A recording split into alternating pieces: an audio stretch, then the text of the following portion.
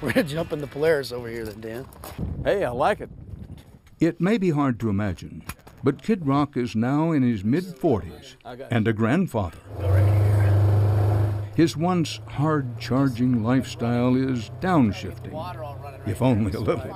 I kind of got a little dream one day when I get this dam all right that I'd like to put a beautiful covered bridge coming over here. He's left behind his Michigan roots to spend more time now in the South. He bought this property outside Nashville that's big enough to need an all-terrain vehicle to see it. I get this lake all cleaned up here. We got some small rock bass in there now and things, but I'm gonna get it stocked up good, so come down here with a little John boat and fish. When you get all that done, I'll come out and fish for bass. There you go.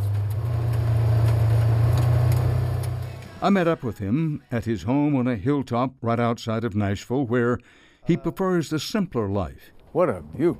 He affectionately calls his trailer home the Trouble-Wide, with a T. This is the Trouble-Wide North. Alabama's the Trouble-Wide South. That's right. Well, there's nothing trouble about this view, Coach. $10 house with $1 million deck. But you know what I can tell everyone, Dan? I have the biggest deck in Nashville. I'm not going to touch that line. You know, I've been looking forward to this for a very long time.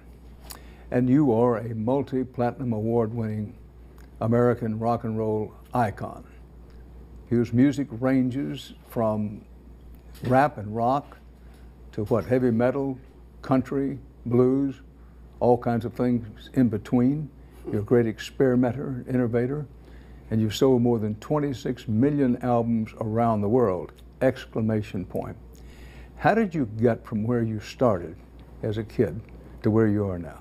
Hard work. I'm not the best looking guy in the room. That's pretty easy to see. Didn't have the most talent in the room.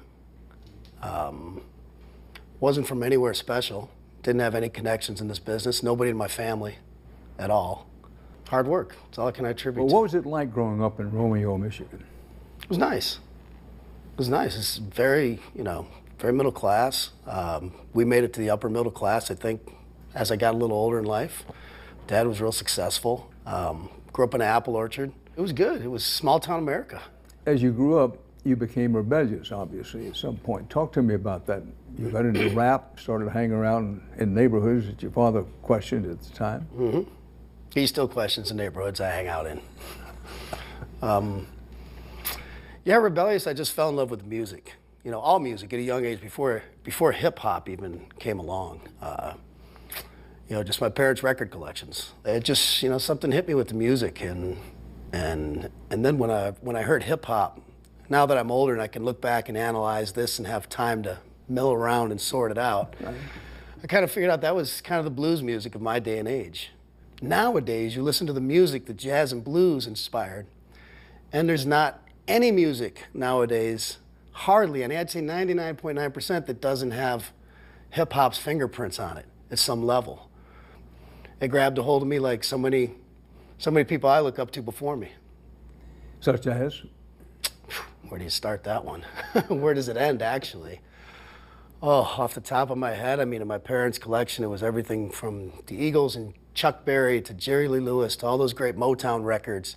Bob Seger was, religion at our dinner table, in our family. And really everything that branches out from that. There's so many, but you can kind of find that vein that I'm striking right now in music and see there was, it was just great rock and roll rhythm and blues. That vein you're striking now with your music, what is that vein? I don't know. Hit it pretty hard, though. But you know when you hear it. Yeah, just, to me, just good is good. And everyone has their different opinions on what they like. I feel that my tastes have also coincided with a lot of other people. I'm a music nerd, and since I don't have a 40-hour-a-week job that requires me to do this as a hobby, I dig for music. It's what we do as musicians, most of us. We're nerds. We sit around and look for new music and what inspired this and who recorded this and where did this come from. So I know that whatever that vein is, it's connected with a lot of other people. One of the impressive things about what you do, you play a lot of instruments. In fact, you had one album which you played every instrument at one time on the album. Where did that come from? Did you have music lessons? Not really. I had, I used to hide in the closet for piano lessons. I think I took one guitar lesson, maybe two, and didn't really pick up instruments seriously until I was maybe 17 or 18, somewhere around then, where I really started tinkering around and started finding the relationship between them, that there's only 7 notes. And at this stage, what I've found is, for me, I would never sell myself as a player in any means, especially in this town. You see these kids running around this town, I'm scared to ask the kid that's serving me dinner at any restaurant in this town what he does. Because if I have a few too many whiskeys and start running my mouth, that kid will probably play me under the table. But it's not that I'm a player at any levels, but I can play rhythms that I like, that other people seem to enjoy. And when I put those rhythms together with lyrics that I'm writing and just all rhythmic values in music, it's every once in a while it seems to work. Well, I want to take you back again to the rebellious stage, which most of us have at one stage or another. Dan, I'm still in my rebellious stage, all right? Well, let's say the beginning of your rebellious This stage. wasn't a phase, it's a lifestyle. You were doing disc jockeying work. Yep, was DJ. And doing breakdancing. Mm-hmm. And what did your family think of that at the time? Oh, my mom was a little upset when I destroyed her stereo, because it was one of those, had a volume here and a turntable on top. So I went into her sewing kit and cut out a piece of felt, because I saw some, hip-hop DJs scratching records, and man, I said, I gotta learn that. So, the volume knob here, I blew the pot out on it, so when she used to go do her, jazzercise or whatever, Olivia Newton-John workout in the morning, the pod would blow and it would turn up to like 11 and Let's Get Physical would be blaring at, however many decibels, and she wasn't too happy about that. My dad didn't understand anything that was going on. Breakdancing was just it seemed like that was just a fad and a phase, which in a way it kind of was, but I mean, at one point I was teaching at a dance studio. Like, kids would pay me to teach them how to, they'd pay me to teach them how to breakdance, but really they would come and watch me spin on my head for 30 minutes. I didn't know how to teach anything at that age. I was so young. Maybe that explains a lot. You spin on my head, yeah. Boom, interview's over. There it is. You got to the bottom of it. Dan, I spun on my head too much.